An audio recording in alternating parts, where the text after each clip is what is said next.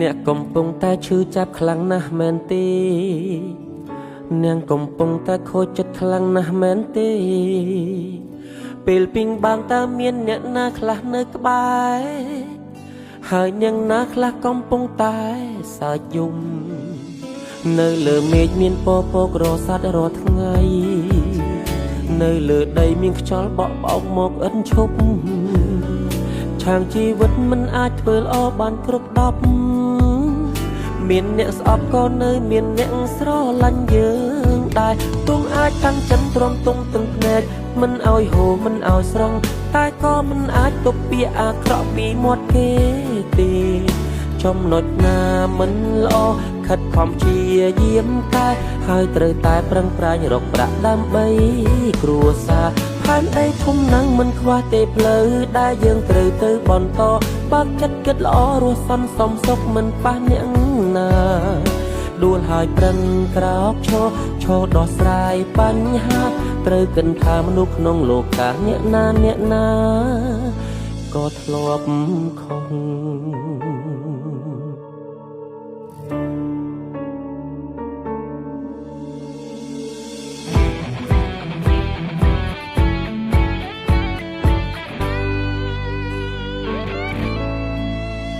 អ្នកកំពុងតែឈឺចាប់ខ្លាំងណាស់មែនទេ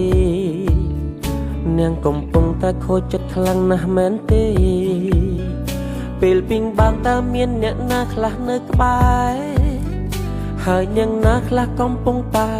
សើចយំនៅលើមេឃមានពពករស័តរាល់ថ្ងៃនៅលើដីមានខ្យល់បក់បោកមកឥតឈប់ឆាងជីវិតមិនអាចធ្វើល្អបានគ្រប់10មានអ្នកស្អប់ក៏នៅមានអ្នកស្រឡាញ់យើងដែរទោះអាចតាំងចិត្តទ្រាំទងទាំងភ្នែកមិនឲ្យហូរមិនឲ្យស្រង់តែក៏មិនអាចទប់ពាក្យអាក្រក់ពីមាត់គេទេចំណុចណាមិនល្អខិតខំព្យាយាមតែហើយត្រូវតែប្រឹងប្រែងរកប្រាក់ដើម្បី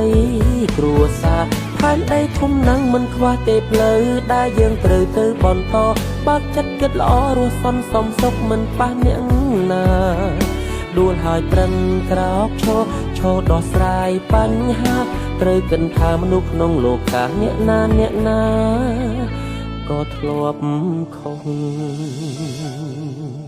ទោះអាចតាំងចិត្តទ្រាំទងទាំងភ្នែកមិនឲ្យហូរមិនឲ្យស្រង់តែក៏មិនអាចទប់ពាក្យអាក្រក់ពីមាត់គេទេចំណុចណាមិនល្អខិតខំព្យាយាមកែហើយត្រូវតែប្រឹងប្រែងរកប្រាក់ដើម្បីគ្រួសារផែនដីធំណាស់មិនខ្វះទេផ្លូវដែលយើងត្រូវទៅបន្តបើកចិត្តគិតល្អរស់សន្សំសុខមិនប៉ះអ្នកណាដួលហើយប្រឹងក្រោកឈរដោះស្រាយបញ្ហាត្រូវគិតថាមនុស្សក្នុងលោកាអ្នកណា